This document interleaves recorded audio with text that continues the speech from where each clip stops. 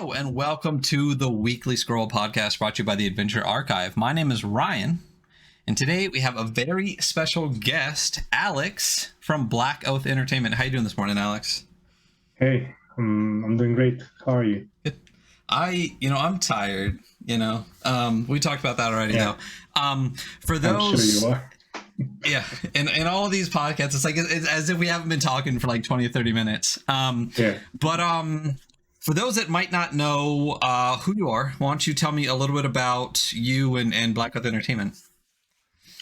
Yeah, so my name is Alex, like you said, and I'm the person behind Blackoath Entertainment, and I focus mostly on creating solo RPGs. So my first release was Disciples of Bone and Shadow, which was released with Exalted Funeral. Then after that, I made a small game called, I think most people are unaware of it, called, and now I forgot the name of the game myself. Wait, that's how much I care about that game. It was about the Cold War, Covert Wars. Yeah, so Covert Wars. Yeah, so that was a small project we had for Zine Quest. I don't know. 2019, I think it was, something like that. A few years ago already. 2018, I don't know. And then after that, we had the larger Kickstarter for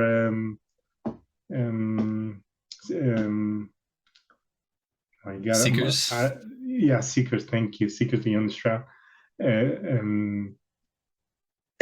which was quite a big accomplishment for myself because it was a larger project, a lot of things to handle at once. It went great though. Everything, people seem to love the game. Still, people playing it. And then, I decided to go completely by myself and independent. I released a couple of other people's works, like the deluxe edition of Warlock, which was a really big success. The also deluxe edition of Disciples, the Conquered Sun edition. Then I also released the deluxe edition of Through Sunken Lands, which is an amazing game. Yeah, I don't know if you're aware of it. Oh, you have it around there. It's a really neat game. I love. Yeah, that's the one. Yeah, I'm very happy with that edition, and the game itself, it's so beautiful. Good. Yeah. Beautiful. Yeah, I'm very sad I missed out on the deluxe Warlock. Very sad I missed out on that one. I have it up there. It's really nice book as well, and amazing game. Very happy to have been able to release that stuff. But right now I'm mostly focused on my own work. I had plans to release other third-party stuff, but it's just I just don't have the time to deal with it. So I was really focused on my largest project to date, which was Across 1,000 Dead Worlds, which was a huge Kickstarter, at least for my standards. And the PDF should be coming out any moment now, finally, after a few weeks of delay. And in between, I'm just creating smaller projects. Well, I do have a larger, as you know, you're aware because of being a member of my Patreon. Thanks so much. And yeah, my largest project, the one that should be done for sometime next year, I suppose, it's called Empire Undying, and that's my next big project. But in between, I made this little game called Sacrifice. I'm working on another one, so yeah, I'm keeping myself busy. I just made this quick, like 80-page LFOSR printed. Just it's a little something that I just tossed out there. Well, it was actually, I mean, it was written and designed and laid out in a month. It was all done. I worked with Orb, which Simone, I don't know his surname. Well, amazing Italian illustrator, and that guy just vomits the illustrations. No, they're stunning too. Yeah, he works so fast. I mean, there were times I will tell him, okay, I need this, and 2 hours later he will have it done. So yeah, it really, this book was very streamlined. It was very easy to produce. It went amazing. I had a lot of fun with it. So yeah. That's awesome. Small, And we side project. and that's what we're actually going to be reviewing later today is Sacrifice and giving away a copy as well. And as I just said, they are being put out right now by Leo from LFOSR. Beautiful bundle. You can go check it out on LFOSR's website. And as I said, we're going to be giving one away later today as part of the review when Jason comes on. But I guess let's start there. Let's start with Sacrifice. Yeah, I know you said this is a really streamlined process. It took a month to lay it out and everything. But what was the impetus to make Sacrifice? And also talk to me about an Incense and Iron RPG. Somehow I fear you'll ask about that little tagline I have. Yeah. So Sacrifice was purely the product of me devouring Berserk, the manga, once again after the death of Kentaro Miura. Yeah, so I was a huge fan from the manga back in the late 90s, and I hadn't touched it basically since then. So maybe the last time I read Berserk was in the early 2000s. I don't know. So I was really far behind. And so yeah, the creator died recently, and it just got me thinking. I saw a lot of people talking about it, and I said, yeah, okay, fuck it. I have to revisit it and be a little bit up to date with all the new stuff because the last thing I read was the Golden Age. I mean, he was still going through the Golden Age. You're familiar with Berserk? Yeah. So like really behind, and I read it all in just like a couple of weeks. So I was obsessed with it. And I said, okay, I have to make an RPG based, at least partially, on this stuff. So yeah, that was the impetus to make it. And I decided to make it something simple. So I took D20 system, which is very straightforward. Most people who play RPGs are familiar with it. Very easy for me to design something for it because it's a simple, straight to the point system. At least for me, I'm used to a bit more complex procedures, especially as a solo designer. You always need a lot of layers of extra stuff to make things easier for a player that doesn't have a GM to rely on. So yeah, for me it was very fucking straight to the point. It was very easy. And yeah, I don't know. That's it. I just sat. I wrote it. Contact Simone for the art, and we had it done in a month. Yeah, very happy with it. Yeah, it's great. Like when I first started reading it, and then I immediately flipped to the back to see if the Open Gaming License was attached to it. And I was like, okay, it's D&D. I get it. Okay, yeah, I get it.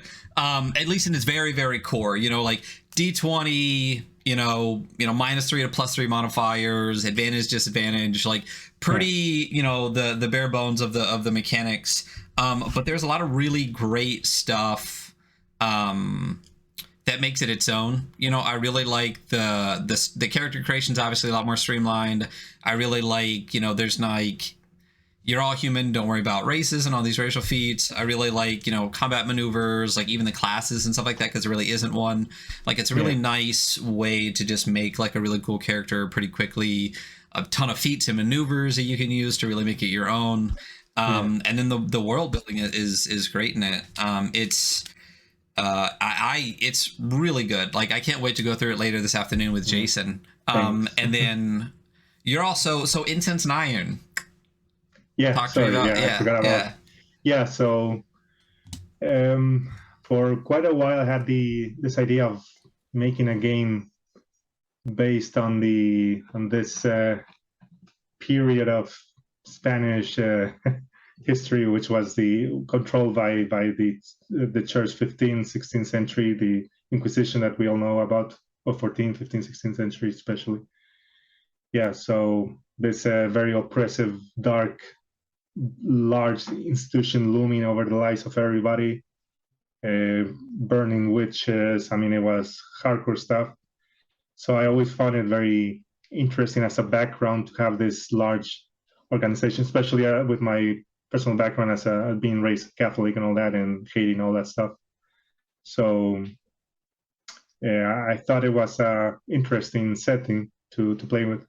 So I just realized that a lot of what makes Berserk work is having that religious sub theme. I mean, it's like in the background, but it does play a big role in the overall story. You see the corruption of a large institution, the hypocrisy. So I don't know. There are themes that I think that are very interesting. That are universal. Everybody can feel. I don't know. Can in a way we have suffered through that kind of institutional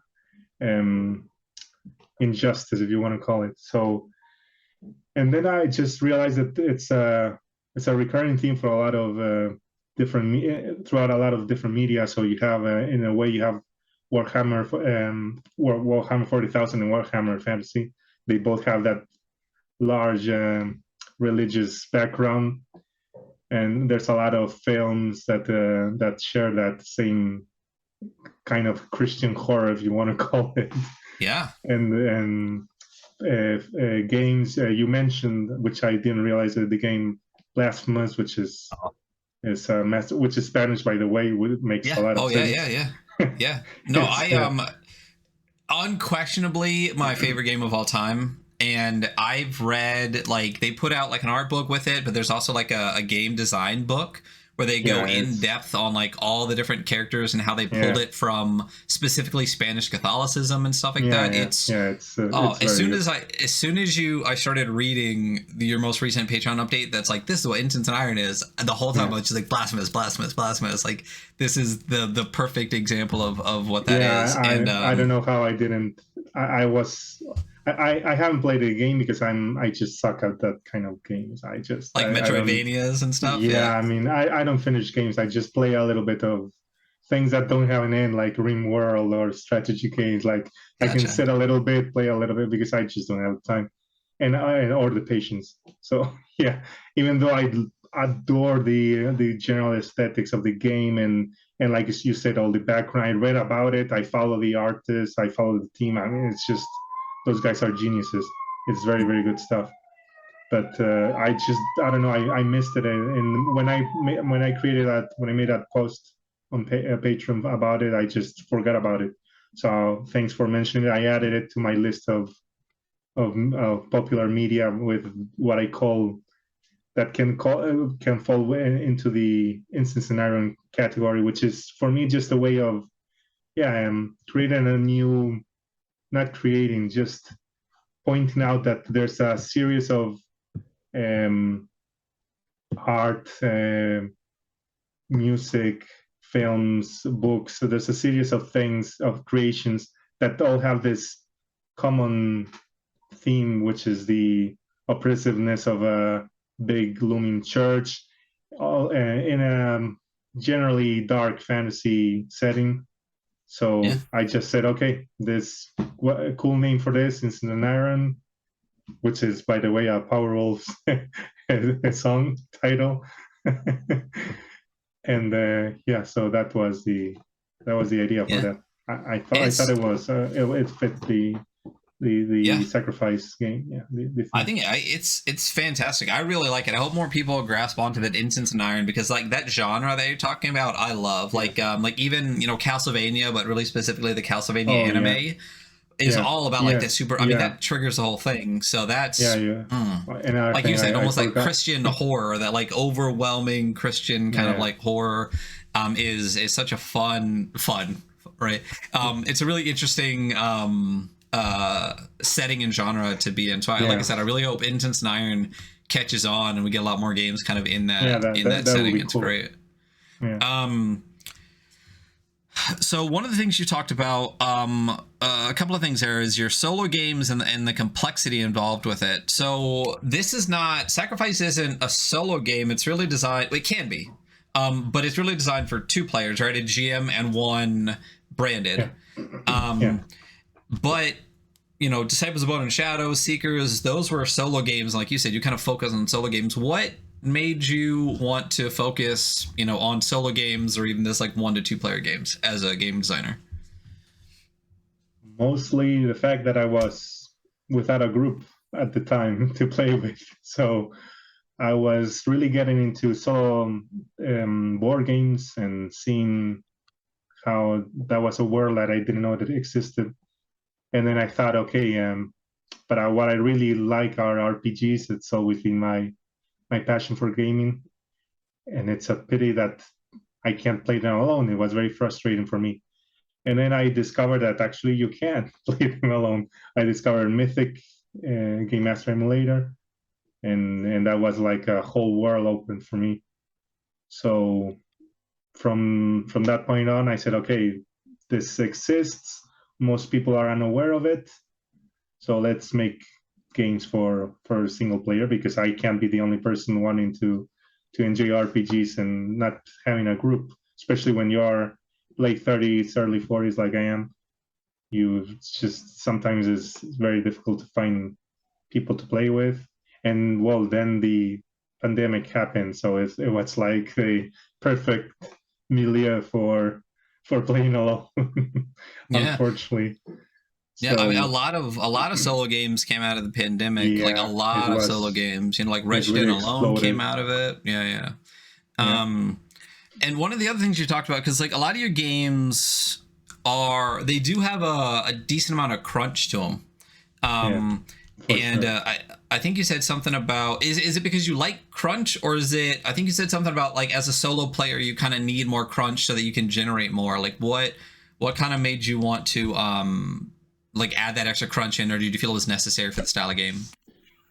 Well, it's that's a tricky, conflictive question, because personally I love crunch. So yeah, let's get out of the that's a fact. I love crunchy games. My all-time favorite is Rollmaster. So yeah, or Spread Master as they call it. So Yeah, yeah, yeah, that's I a little that's just got a little crunch to it. Yeah. yeah, even though I haven't played it in like a couple of years at least, but now when I play it, I really cut a lot of the rules. I don't know if you're familiar with the with the game at all. I don't know if you ever played it. Well, they released like a classic version, which is the second edition of Rollmaster, which is the best one, and they added a lot of most of the crunches in optional rules, so it's perfect. So you can pick and choose. You have this core of still crunchy rules, and then tons and tons and tons of optional rules. So you can, a bit like GURPS, you can make it as complex or as simple as you want. It's still quite complex game. So yeah, first of all, I love crunchy games. But then there's the fact that I think, even though a lot of people would disagree with me, that you need maybe not crunchy rules, but crunchy procedures to support a good solo experience. Because you don't have a game master there answering the questions for you. And it's annoying if you have to stop the session. Okay, I'm going to be the GM now. What will happen if GM was here? So I mean, having to interrupt that flow of the game for me was, for example, when playing Iron Sworn, which is an amazing game. It's brilliantly designed, but there are a few things that just they didn't make it for me. It was too simplistic for the combat. For example, the a lot of the procedures were too streamlined, and this comes from the fact that it's powered by the apocalypse, at least based on it, which I don't think is the best. But this is all my personal opinion. I know there's a lot of people who disagree with me, who think I'm talking nonsense.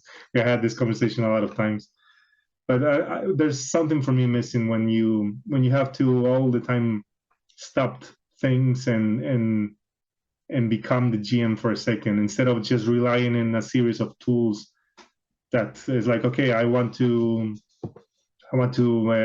know how this NPC will react. So instead of having to determine it as a game master, you have a series of procedures and tables, and especially random tables. I mean, most of my games, I would say, at least 60% of all my games are random tables.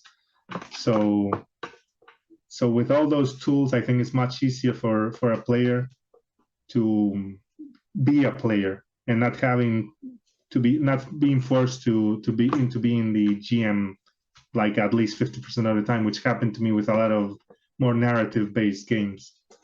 So at least that's my way of doing things. Of course, it's proven that it's not the only way. There's not the only thing that works. A lot of people prefer to have more. They don't mind being the master, sometimes the game master, or even just not playing a game in so much as writing a good story, which, yeah, it's definitely valid, but it's not my design goal, and it's not what I personally like to play. And first and foremost, I design games that I would personally like to play. And yeah, so at least you know that when I put something out, it's something that I personally like to play. It's something that I would like to see out in the world, and that's what I do. Yeah, absolutely. And it's great to get, because I like the solo journaling games. They're fun. But one of the games I really enjoy are games like 12 Years, where it's one player, but you're really playing like a game. You're rolling dice, you're fighting monsters, you're doing stuff like that.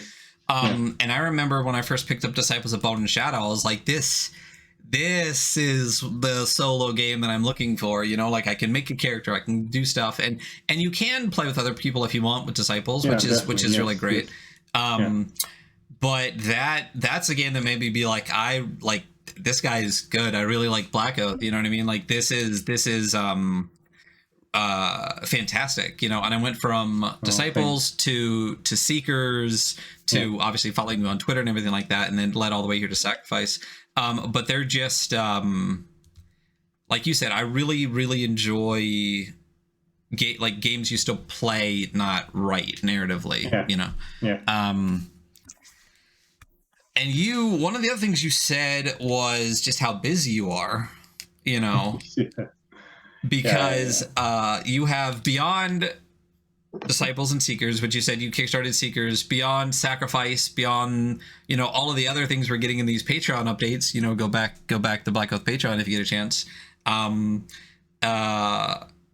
You have Across the Thousand Dead Worlds, which was another incredibly successful Kickstarter not that long ago. I don't know. It was in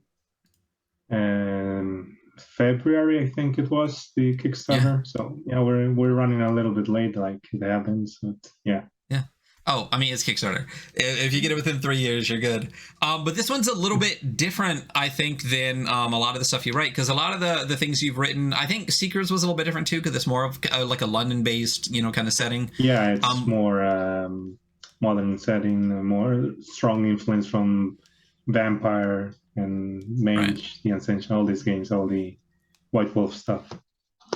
But Across the Thousand Dead Worlds is even very different. What can you tell us about Across the Thousand Dead Worlds?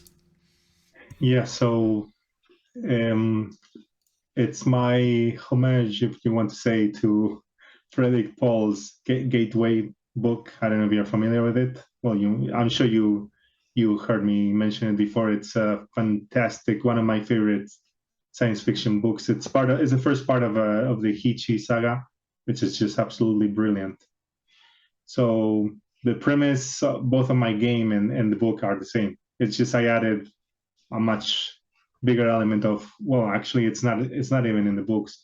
I added an element of horror and cosmic horror and all that stuff, a little bit of alien and extra sauciness to the thing that'll make it a little bit juicier. Because what's the point of playing in space if you don't have horrible things wanting to eat you? So the premise of the game is there's this asteroid that's been found that is actually hollow, and it's an ancient alien hangar. It's full of ships. So scientists go there. Of course, this is all in a dystopian future where corporations rule everything. Everything is shit here. The planet is dead. I mean, very future. Of course. Yeah, future, like good a couple of years. Like tomorrow. Yeah. It's only future because we have the technology to fly around the solar system. That's what makes it science fiction. The rest is just So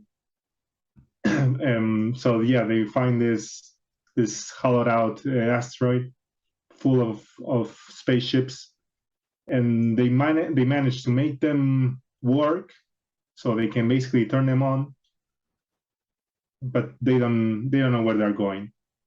So these are ancient spaceships. They've been here for thousands and thousands and thousands of years. So they set up a program where this is where the player comes in, where you alone or with a crew of up to 4, because there are 3 models. There are 3 different sizes of spaceships. You have for a single person, for 3 people, or for 5 people. So, and again, you can play it alone or co-op or with a GM if you want it. But it has rules for a very detailed crew management, and each crew has their personality. It all clashes with each other, especially during the trip, because the thing is that you get into the ship, you turn it on, the destination is chosen randomly, you don't know where you're going, and if you're lucky, you arrive to an alien facility, just loot everything, come back and sell it to the corporation and just get rich. That's the goal. People going out there to just get a lot of stuff and become rich. The thing is that many times you end up nowhere profitable at all, or you can end up in a horrible planet and a facility run over by alien monsters, or if you're very fucking unlucky, you can end up in a black hole and you die instantly, because this is something that can happen. It's initially it was like a 10% chance, but people started complaining during play testing that there was a bit too much. 10% chances of losing your character. It was like, okay, and so now it's like 1-2%. So it can happen. But it's let your characters die. Let your characters die. Yeah, it's okay. It's the risks of space exploration.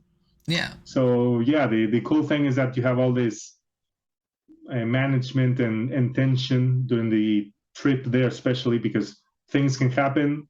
You of course have to guess how many supplies you're going to need for the trip, but you don't know how long the trip is going to take.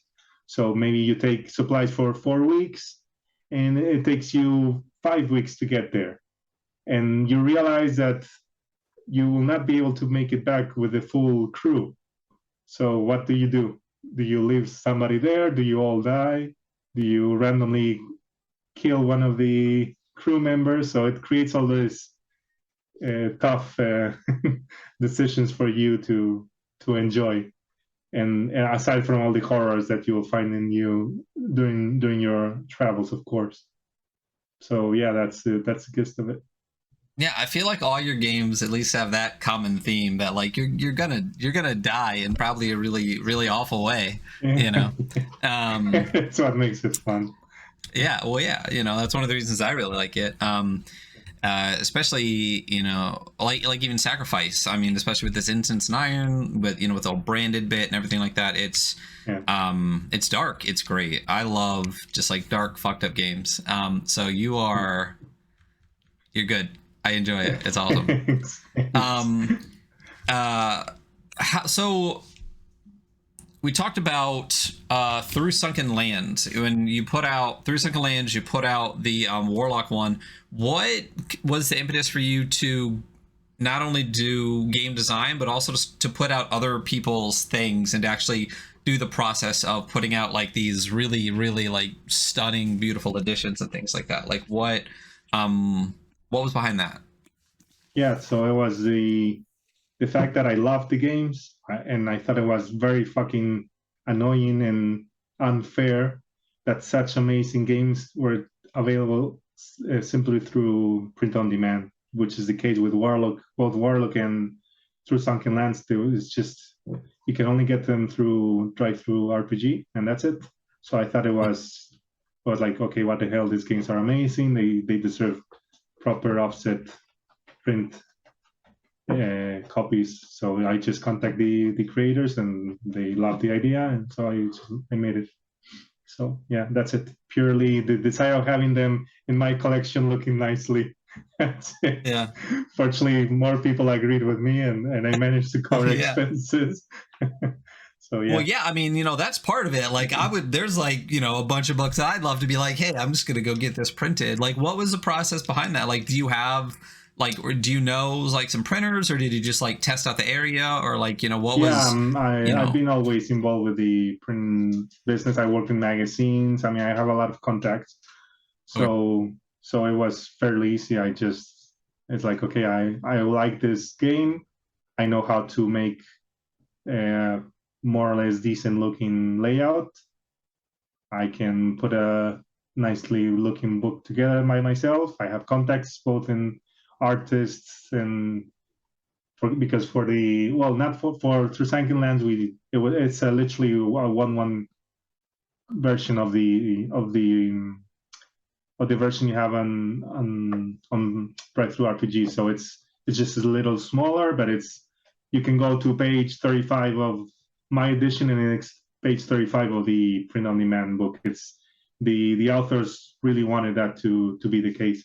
So I just adjusted it to a smaller format, and that's it. There's no new art. There's new content which hasn't been published. So yeah, and then maybe a couple of new illustrations, but yeah, mostly it was the authors the creators, they just gave me all the material. I just put it together. But in the case of Warlock, I did the whole new design. I spoke to Carlos Castillo, a Brazilian illustrator, which he's fantastic. He's super good and also very fast working guy. He's very, very efficient. So yeah, we contacted him. He did a bunch of new illustrations for the game. We made a completely new edition. I love it. So yeah, but yeah, I had all those pre-existing contacts, so it was fairly easy for me. I knew what I was getting into, so that's why I decided to do it.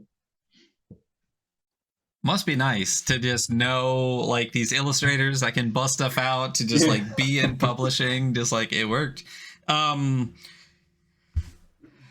of the things you mentioned earlier as well is Empire Undying. And for those of us that are part of your Patreon, we get a lot more info on that. Is there anything that you can tell the uninitiated that aren't members of the Patreon that should be about Empire Undying and like what that is and like what we can expect from that in the future? Yeah, so that's my next large project, the one I'm focusing on right now, even though I'm taking a lot of detours lately, like you've seen with Sacrifice and the other small project I have in the works. And so yeah, Empire Undying, it's my new dark fantasy game using the same rule set that I created for Thousand Dead Worlds, what I'm calling the Thousand Worlds engine. So I took it's the same mechanics, just a little bit more streamlined and adapted to fantasy, of course. So sorry, the dogs are here distracting me, asking me to play. Not the moment.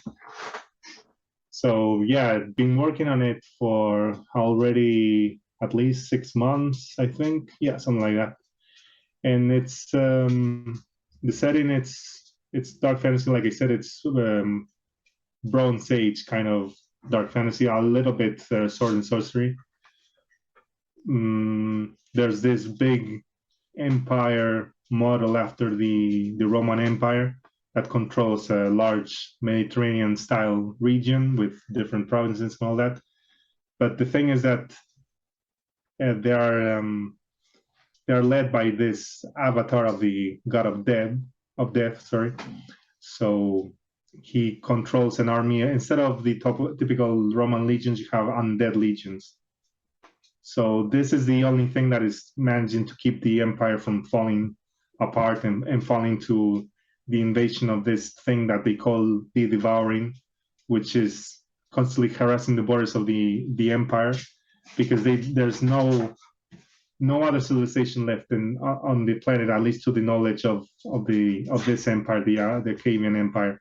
Everything outside of the empire has been completely taken over. This kind of it's a bit inspired by the Last of Us, those fungus zombie like. So it's that kind of thing. It's like a magic fungus thing that spreads among the living, but the undead are immune to it. So the salvation of this empire was the god of death that came with this avatar he took control of the empire and basically defends it from the hordes of this zombie fungus things. But of course, you have that tension of having the empire as a necessary evil, because of course they're a horrible hedonistic, corrupt society. It's all based on the capital. All the provinces, they are falling apart. Some of them have fallen to the devouring. So you have this tension between, okay, should I fight against the empire, even though it's the only thing saving humanity? Should I work with them? Should I just do my own thing? So I'm trying to give the tools to do any of those things. The gameplay is focused on the capital, so it's very urban. I wanted to do something a bit different from what I'm usually doing with my fantasy games. So it's an urban tool set first and foremost. You have this gigantic city which was built on the ruins of a previous civilization, the Archeos, and which had a very powerful magic. And so the game is just you exploring all these ruined sectors of the city, because this is a very ancient city. It's thousands of years old.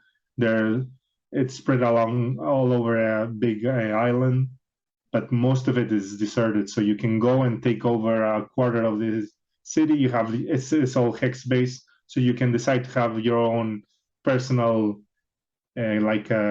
crime empire within the city. You can go and explore the many catacombs and the undercity. Basically, you can go outside of the city and explore what used to be gardens and zoos, and which is now all taken over by. It's just, you can find any kind of beasts, and so you have all this different mix of gameplays with quite original, if I might say, character progression system.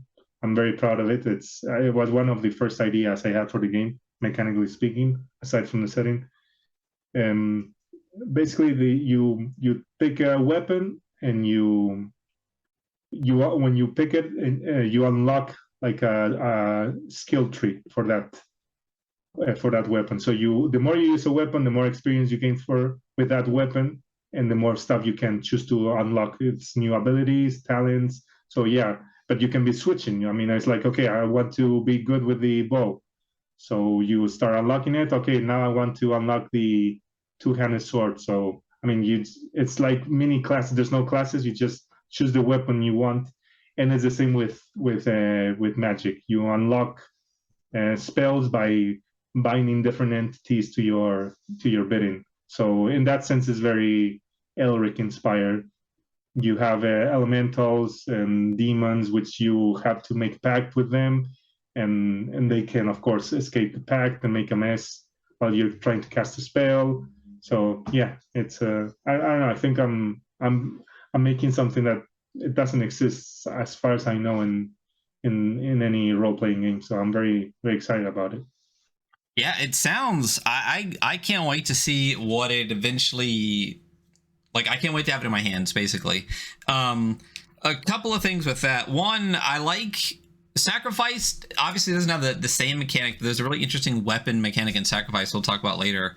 That, you know, when you were talking about that, reminded me a little bit. I can't remember what it's called, but when you kill, basically you track how many things you kill with it, and then once you've killed enough, it like levels up the weapon, which I was like, that's fucking cool. I really, really. Like, you're not going around trying to find +1s, earn it. Like, kill enough and you'll get the +1. That's fantastic. I really enjoy that a lot. Yeah, actually, speaking of that, sorry for interrupting. The thing is that the rules you have for that in the core, which, by the way, I have here, this is the print-on-demand version, which will be available next month, something like that, on ttrpg. So the thing that you mentioned is the rule is called a weapon marked by darkness.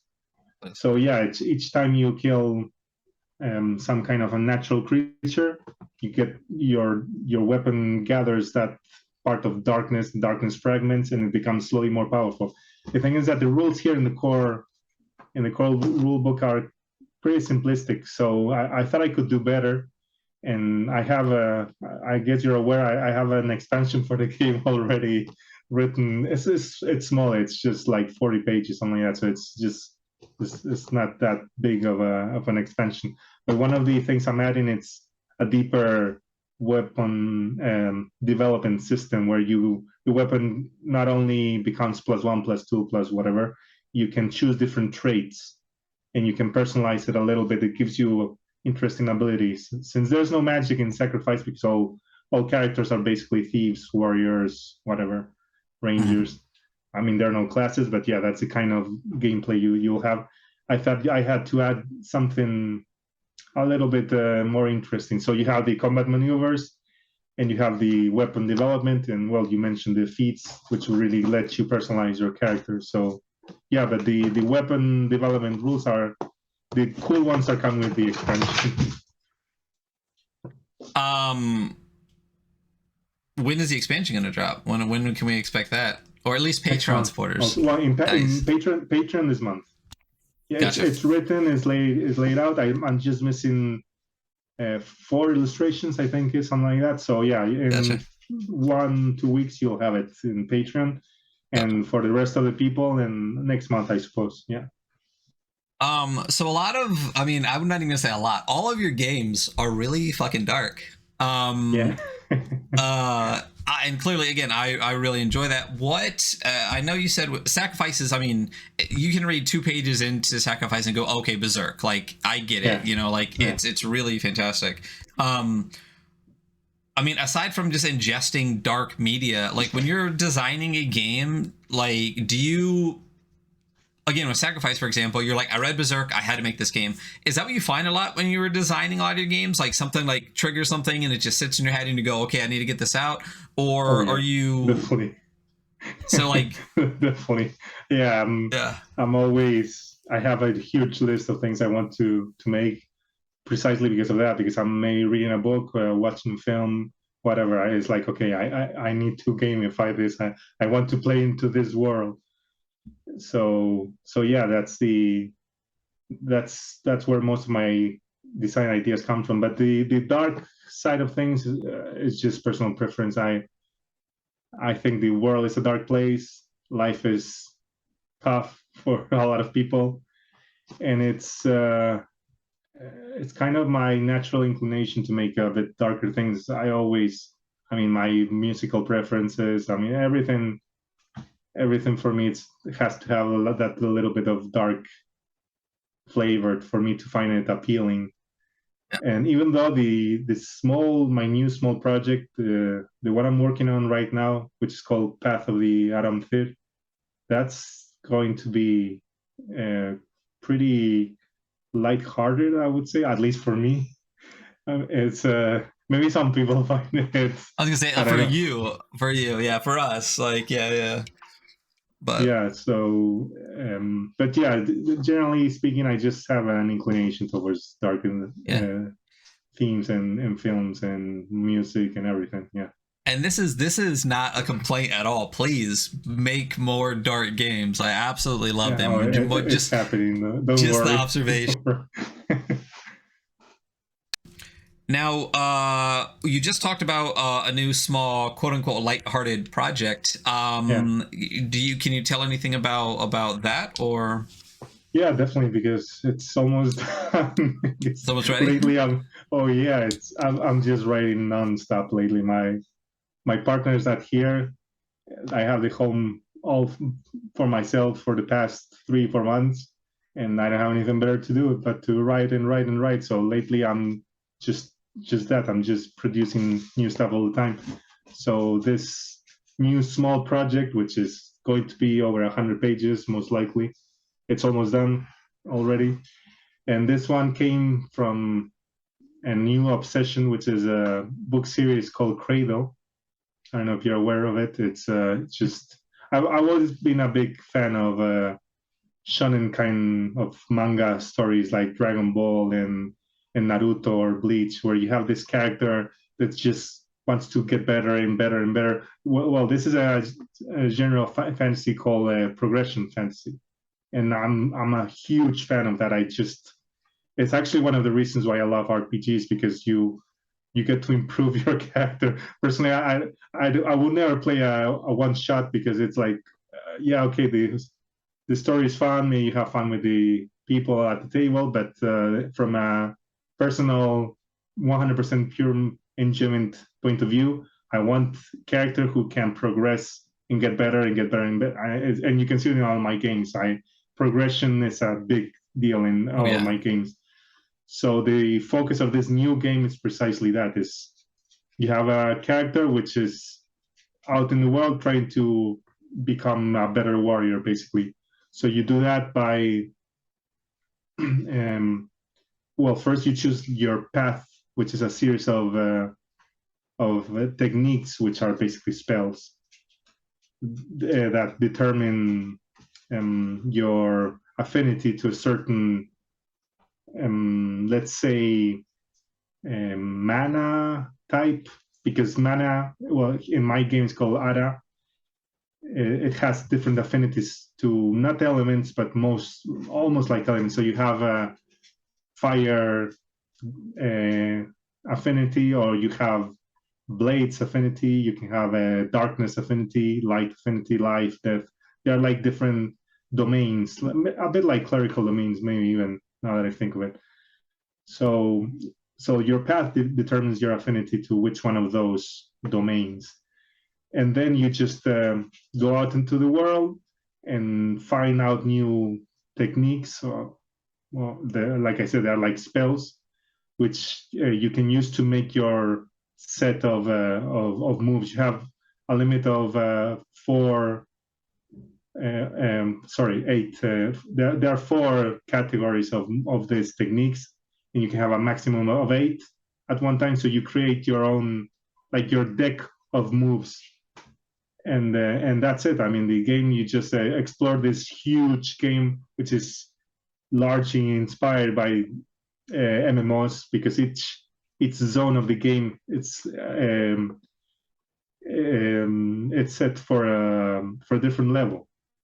So you start there are no levels per se. I mean, not numerically speaking, you don't go from level 1 to 20 or whatever. You have different like spiritual stages. So you start in the wood stage, and all the area around you are enemies and challenges adapted to that wood stage. If you want a tougher challenge, you move to the next region, but of course things are going to be more difficult. So the more you advance your spiritual stage, you can progress to different areas of the world and explore more this giant continent that I'm making. So you have all this backstory, which is a small island of warriors that discovered they weren't able to exit their island because there was this strange mist surrounding it, that everybody who exited, all the ships, they just disappeared. But then those mists disappeared one day, and they went out of the island, and they discovered this gigantic continent just a couple of weeks away from their coast. And that's it. You're one of those who goes to that continent to explore and essentially just progress, become a better warrior. So I admit it's very niche. I don't know how many people, like I said, I make games for myself. I think it's very fun, but I don't know. I hope others agree with me. Yeah, I mean, I don't see a problem with niche games. I mean, there's so many games out there now that, like, if you want to play a space game, there's 1,000 space games. I really like finding something that scratches a very specific itch. You know what I mean? So, like, that's fantastic. And the setting itself, like, what I know, it's like a warrior. You find the continent island. Like, what's is it? It doesn't, at least from the cover art, which is in the Patreon, it doesn't necessarily look like Western, like European. No, it is strongly Celtic flavored in that way. Okay. I mean, there's a little bit of drawing from Celtic mythology, but definitely aesthetically speaking, it's Celtic 100%. Yeah, it's just a bit high fantasy adventure exploration game, and not traditional Western fantasy, but it is that Bronze Age Celtic setting for sure. Gotcha.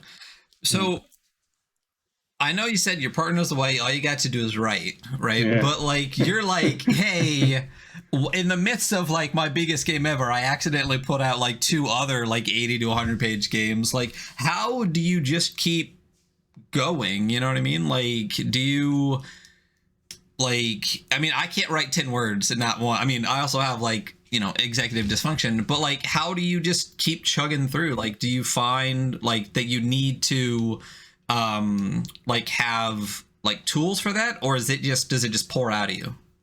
Oh yeah, it's just vomiting. I just sit in front of the computer. I just vomited it out. It's also the fact that this is something I have to work on because I'm getting to the point where if I'm not writing, I feel guilty. And there's a lot of games I want to play and things I want to try, other people's ideas, and I just keep buying stuff, and I rarely get it to the table.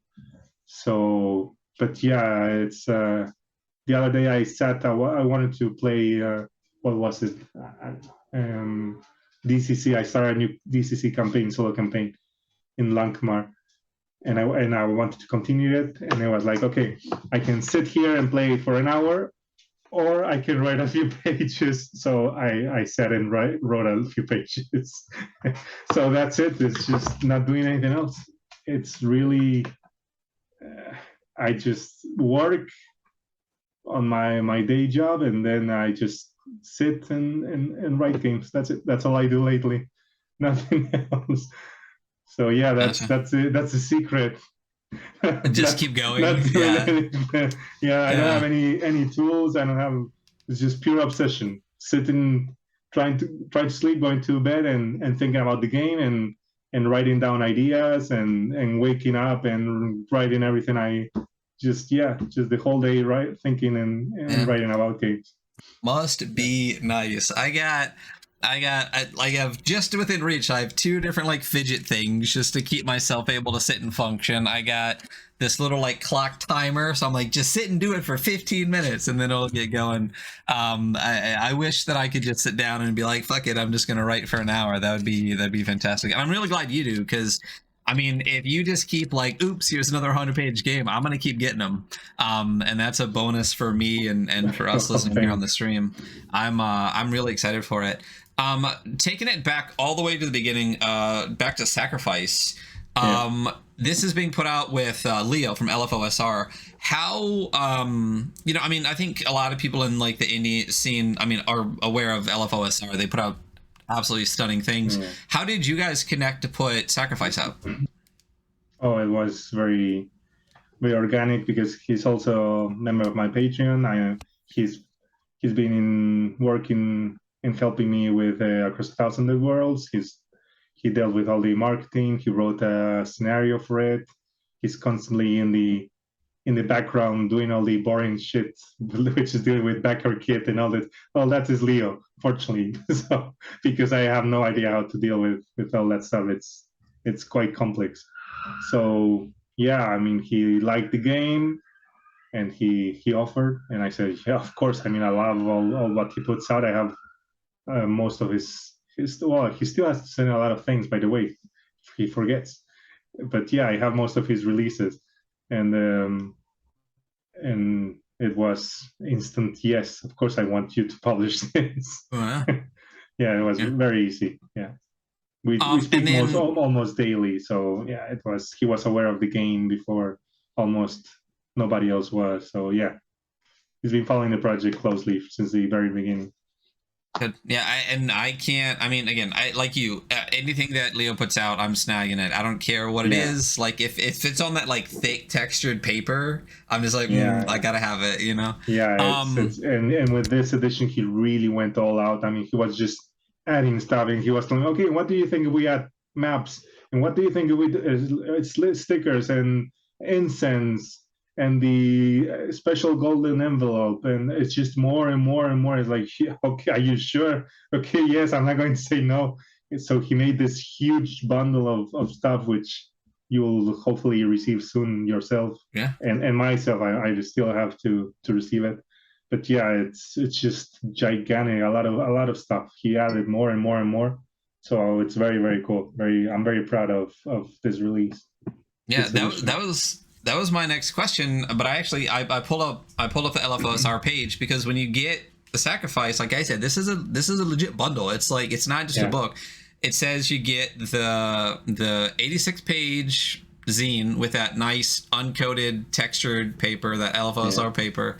And all of these like separate zines. You got the GM list rules and tools, the commoner, which is a pamphlet, incense sticks, because incense and iron RPG, you gotta have incense sticks, a sacrifice bookmark, separate character sheets. And I love the LFOSR character sheets. I mean, every time they come with a game, they're absolutely stunning. I would never write on them ever, but they're there. I just can't. Right, I can't do it. And a reference map, and like you said, it comes in like a gold foil bag with the sacrifice logo on it. I mean, this is like, I mean, I've been following Leo for a while. This is one of the bigger bundles like he's put out for any game. For sure, it's huge. It's a huge honor for me for him to have this done for my game, for this small side project. It's suddenly it's exploding, and I'm very happy people are liking it, because I had a lot of fun with it. It's very easy to make stuff for it. As I said, I have an expansion coming out anytime soon, and any moment now. And so yeah, it's a blast. I'm very happy with all this. It's a lot. I can't wait. Like you said, I think I'm supposed to get mine on Monday. Leo sent us a couple. And we are doing, like I said before, we are doing the giveaway. If you're listening now and you haven't gone to Twitter, well, if you're listening live, you can. If you're listening on the YouTube or podcast, you missed it. But we're giving away one of these bundles, which I'm very, very excited for. As I said before, Jason and me are going to hop on probably in about, honestly, in like 45 minutes, and actually read through Sacrifice, and talk about this, like, quote unquote side project that's become like the biggest thing LFOSR has put out. I guess it's like what's next on the horizon, but it could be a million things, because you could get an idea tomorrow and just be like, fuck it, I just wrote 100 pages tonight, and that's what it is. And I think you got enough on your plate. Leo too, though. I mean, like the amount of projects that he's putting out, plus helping with 1,000 Dead Worlds. I mean, plus he's doing Horizon Rising too. He's doing a million things. That guy really. You think I do a lot of things? What Leo does is it's just, and he keeps showing me things. Oh, look, I finished a new commission. It's like, okay, how do you play music, record albums, finish illustrations for other people, for yourself, write games, and have a million things published to publish and coming out down the pipe? I mean, I don't know how he does it. It's incredible. He's really in a million things. He's involved in a lot of different projects. You have no idea. You just see the tip of the iceberg. So that guy is, no, mine is just sitting and nonstop. But Leo is just, he has the capability of networking with a lot of people. He's always with a lot of projects and ideas with other collaborators and designers. So he's, I don't know how he does it, but yeah. Anyway, I'm like 1,000 miles past an oil change. I can't get anything done, and you guys are just like busting stuff out every other day. I'm excited. Anything that either of you put out, I'm going to be snatching up right away. I'm very excited to be part of the Patreon, especially now that you know that I'm a member of the Patreon, which is great. You're like, wait a minute, you're that guy? I'm like, yep, I've been here for a little while. Just a minute. Yeah, that was a facepalm moment. Yeah, that was. I'm not proud of that one. Yeah, that was funny. No worries. It was funny though. Yeah. And then of course it was Leo that was like cracking it up on it too, so that was fantastic. Yeah. So as I said, you have a great Patreon, and a lot of this stuff we're getting through Patreon. I know even for the Sacrifice bundle, we got a code for basically half off. So it just covers basically Leo's production cost, which is fantastic. Where else can people find your stuff, like website or anything like that? Yeah, so just go to blackoathgames.com, and that's where I upload all my stuff, all my news. So that's a way of being up to date. And if you are on Discord, you can join the Discord. The link is on my website, so it's easy to find. But yeah, I'm the whole day on Discord because I'm always in front of the computer one way or another. So if you have any questions, that's always the easiest way to reach me. I'm also on Facebook and on Instagram, but I don't really. I mean, I try to keep them up to date, but I'm not a fan. And I have my personal Twitter account, which is at I am the horned one. But you must know that's my personal account. So there's a lot of political stuff and veganism and all the other things that interest me. I share a lot of games. I would say at least 50% is RPGs and design ideas and sharing what I see around. So that's where I'm mostly active if you're looking into social media. But yeah, purely for games, just go to my website or the Discord. That's a sure bet.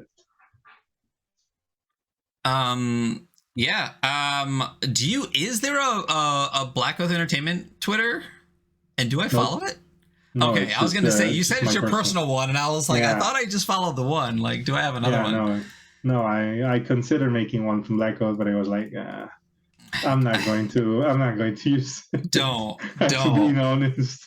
We have like an adventure archive one. I have a personal one that I deleted. We got the weekly scroll one. We got like 4 Instagrams, and I'm like, Jason, you have to take some of these. I can't even keep up with one Instagram.